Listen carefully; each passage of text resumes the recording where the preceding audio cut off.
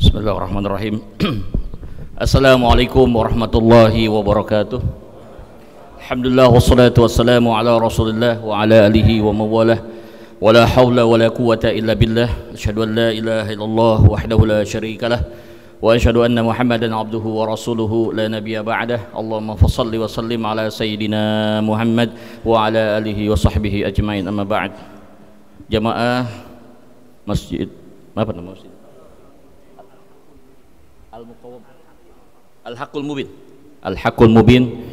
Semoga ibadah kita diterima oleh Allah Subhanahu wa taala. Materi yang akan disampaikan dibagi menjadi dua seri. Hari ini adalah bagian pertama. Bagian kedua insya Allah kita akan sampaikan bulan depan. Nanti akan diinformasikan oleh DKM. Judul materi kita adalah kuantum ibadah. Allah Subhanahu wa taala menyebutkan dalam Al-Qur'an surat 67 ayat kedua. Allazi khalaqal mauta wal hayata liyabluwakum ayyukum ahsanu amala wa huwal azizul ghafur. Dialah Allah yang menciptakan mati dan hidup untuk menguji kalian siapa yang paling baik amalnya. Jadi hakikat Allah ciptakan mati dan hidup adalah untuk menguji seberapa baikkah amal yang kita lakukan. Jemaah sekalian, saya ingin bertanya, cukup dengan mengacungkan tangan saja dengan kejujuran dan memang sesuai dengan fakta. Siapa di antara jamaah yang sejak usia baligh tidak pernah tinggal sholat 5 waktu di masjid berjamaah? Ada nggak? Sudah diduga karena saya termasuk di dalamnya. Yang kedua, setelah memasuki usia baligh, siapa yang tidak pernah tinggal yang namanya puasa Ramadan? Satu pun tidak pernah batal. Sekian tahun sudah kita jalankan. Tidak ada juga. Ketiga, siapa di antara antum yang sudah memiliki penghasilan kemudian sempat tidak menunaikan zakat? Banyak ya. Satu lagi, siapa yang sudah menunaikan ibadah haji? Banyak yang belum. Satu lagi terakhir, siapa yang merasa dosanya paling sedikit hari ini? Nggak ada. Sengaja pertanyaan ini saya ajukan, dan ini memberikan sebuah konfirmasi kepada kita semua. Dua fakta. Yang pertama, pahala kita sedikit. Fakta yang kedua, dosa kita banyak. Pahala dikit, dosa banyak. Pinginnya surga, pinginnya husnul khotimah, jauh, berat itu. Tapi hari ini saya nggak mau berat-beratin jamaah. Bagaimana caranya kita cari jalan keluar? Di satu sisi pahala kita sedikit, malu kita di hadapan Allah Subhanahu wa taala. Di sisi lain dosa kita banyak banget. Padahal salah satu syarat untuk bisa masuk ke dalam surga itu pada saat nanti di yaumul hisab ditimbang amalan kita. Kalau berat yang baiknya surga, tapi kalau berat dosanya neraka. Nggak ada kompromi. Di luar kita bicara soal syafaat. Secara umum demikian aturan mainnya, regulasinya, SOP-nya sebegitu. Siapa yang dosanya banyak siap-siap masuk neraka, siapa yang pahalanya banyak insya Allah surga. Sementara tadi dua fakta yang kita saksikan sama-sama, kita dengar sama-sama, kita akui bersama, dosa kita sedikit, dosa kita banyak, pahala kita sedikit. Itu satu. Yang kedua, antara kemauan dengan kemampuan seringkali jomplang. Kemauan kita banyak apa sedikit? Banyak. Kemampuan kita tidak terbatas atau terbatas? Terbatas. Lagi-lagi kita harus dihadapkan pada sebuah fakta, kemauannya banyak tapi kemampuannya terbatas. Kemauannya unlimited tetapi kemampuannya limited, terbatas. Problem. Satu lagi, harapan orang tinggi, tapi apakah semua harapan terwujud menjadi sebuah kenyataan? Enggak. Kita boleh punya harapan, tapi tidak semua harapan itu bisa berwujud menjadi sebuah kenyataan. Nah, dari tiga hal ini kita simpulkan, kalau kita mengerjakan amal ibadah yang normal-normal saja, yang standar-standar saja, maaf, jauh dari harapan kita untuk husnul khotimah dakhalal jannah. Maka berlaku rumus, kalau Anda ingin mendapatkan hasil yang luar biasa, maka gunakan cara yang di luar kebiasaan. Jadi kalau kita mengerjakan sesuatu biasa seperti biasanya, maka hasilnya pun pasti biasa. Tetapi kalau kita ingin mendapatkan hasil yang luar biasa, maka caranya harus di luar kebiasaan. Allah Maha Pengasih, Allah Maha Pengampun, Allah Maha Penyayang. Dia berikan kepada kita melalui lisan Nabi kita Muhammad SAW cara-caranya bagaimana supaya walaupun harapan kita tinggi bisa berwujud menjadi sebuah kenyataan, walaupun kemampuan kita terbatas bisa memenuhi kemauan yang tidak terbatas, walaupun dosa kita banyak pahala kita sedikit, tetap bisa masuk ke dalam surga husnul khotimah. Bagaimana caranya? Saya mau kutip sebuah hadis riwayat Ahmad, sanadnya hasan. Qala Rasulullah sallallahu alaihi wasallam, a'marum min ummati ma baina 60 ila 70. Umur umatku, umur umat Islam, ini kita semua nih, rata-rata 60-70.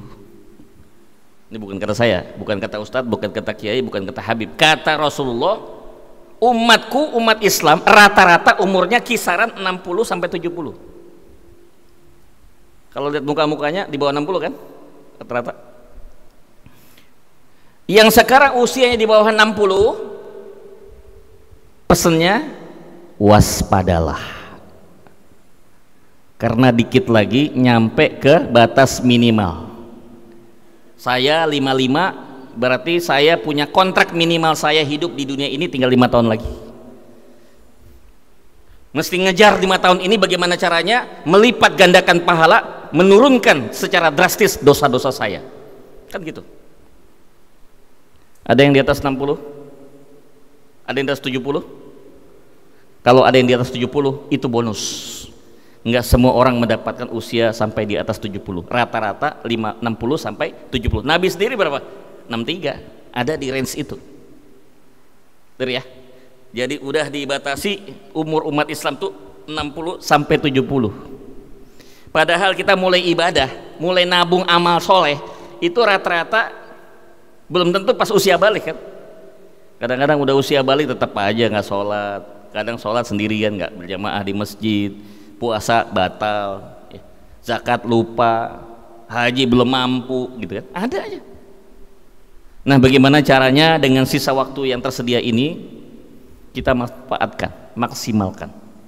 Nanti saya akan sampaikan di bagian akhir 7 proyek kuantum ibadah. Tapi 7 ini kita sampaikan semua hari ini berseri. Jadi kalau bisa ikuti secara berurutan. Baik, saya mau masuk dulu sebelum ke 7 proyek kita. Kenapa disebut kuantum ibadah? Ada yang masih ingat dulu belajar fisika? Ada fisika klasik, ada fisika kuantum, betul ya? Fisika klasik itu fisika standar. Fisika kuantum setelah ada teori E sama dengan MC kuadrat, mulailah muncul yang namanya fisika kuantum. Dalam bahasa KBBI, Kamus Besar Bahasa Indonesia, kuantum itu adalah lompatan. Bukan lagi deret hitung, tapi deret ukur. 1, 2, 4, 8, 16, 32, bahkan sampai tidak terbatas. Itulah kuantum. Tidak bisa dihitung dengan sekuensial 1, 2, 3, 4, 5, nggak bisa. Jadi kalau kuantum ibadah artinya ibadah yang kita kerjakan, project ini kita kerjakan, maka akan memberikan sebuah multiplikasi pahala. Terjadi leverage, ya, pelipat gandaan pahala kita luar biasa. Nah, menyadari rata-rata kita punya jatah 1 hari 24 jam atau 86.400 detik. Nggak percaya, hitung sendiri kalkulator. 1 hari kita itu sama dengan 86.400 detik. waktunya kita sama, waktunya guru-guru kita sama, waktunya pimpinan di Astra sama, waktunya seorang komisaris sama, waktunya presiden sama, waktunya jenderal sama, waktunya konglomerat sama ya. Satu hari sama dengan 24 jam atau 86.400 detik. Tapi profesi dan kegiatan kita banyak. Gimana caranya supaya dengan waktu yang tersedia ini yang cuma satu hari 24 jam ini plus batas minimal kematian kita umur 60, kita bisa dapatkan pelipat gandaan pahala. Disitulah muncul yang namanya istilah kuantum ibadah. Targetnya apa? Target kita adalah husnul khotimah dakhalal jannah. Sederhana. Wafatnya husnul khotimah, kemudian nanti di akhiratnya masuk ke dalam surganya Allah. Itu target kita. Kalau di kantor ada sales plan, business plan, marketing plan, ada target berapa omsetnya segala macam. Jangan lupa untuk juga membuat life plan, rencana hidup, dimana masukkan dalam target kita, ending daripada hidup kita itu adalah husnul khatimah dakhalal jannah, nggak ada yang lain.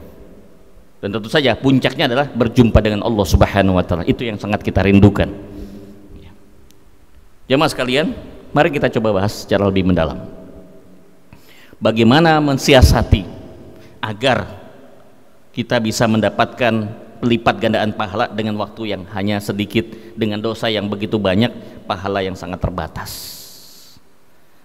Project pertama, mudah-mudahan semua masih ada kesempatan, kalaupun tidak nanti ada alternatif, tenang saja. Project pertama adalah, coba tanya dulu yang masih punya orang tua, yang masih punya ibu, alhamdulillah beruntung yang masih punya ibu. Bagi yang belum, bisa nanti kunjungi, ziarah ke kuburnya, minta kepada Allah supaya beliau ridho sama kita. Project pertama adalah ridho seorang ibu. Ini yang pertama. Loh, apa hubungannya Gus? Disebutkan dalam hadis, surga itu di bawah telapak kaki ibu. Jelas, hadisnya sahih. Surga di bawah telapak kaki ibu. Jadi nggak cukup hanya telapak tangan. Jadi kalau selama ini kita cuma cium tangan, belum cukup. Kalau mau surga, cium kakinya. Bukan maunya beliau, perintah Nabi. Pernah dengar apa yang disebut oleh Sayyidina Umar ketika Rasulullah memberikan contoh untuk mencium Hajar Aswad? Logikanya ngapain batu dicium-cium ya? Itu Umar juga begitu. Ini kalau Nabi Muhammad nggak kasih contoh nyium Hajar Aswad, si batu hitam ini, nggak bakalan saya mau cium. Tapi karena beliau sudah mencontohkan, aku lakukan. Terserah nanti apa alasannya, apa motivasinya, apa latar belakang, nggak penting. Yang penting aku sudah melihat Nabi melakukan, aku lakukan. Begitupun kita, kalau kita meyakini ucapan Nabi adalah ucapan yang benar, ya, tidak mungkin salah, tidak mungkin melanggar janjinya, tidak mungkin keluar dari wahyu Allah Subhanahu Wa Taala.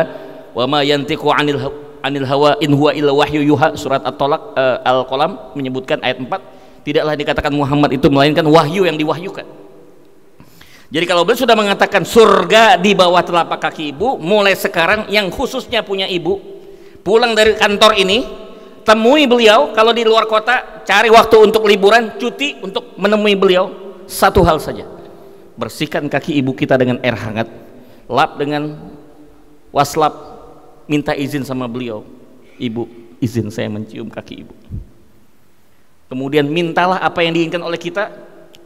Ibu, saya ingin hidup saya bahagia dunia akhirat, kerjaan saya lancar, rumah tangga saya sakinah mawaddah warahmah, anak-anaknya lahir anak soleh dan solihah, cucu-cucu ibu adalah cucu yang soleh dan solihah. Dipegang sama beliau. Insya Allah nak, saya doakan mudah-mudahan diijabah oleh Allah. Begitu beliau mengatakan saya akan doakan, nyambung langsung ke atas. Kenapa? Ridho Allah, ridho orang tua. Simple.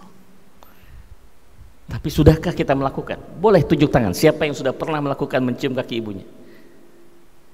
Allahu Akbar. Saya kadang-kadang terharu ya, walaupun hanya 1-2. Subhanallah, Masya Allah, antum luar biasa.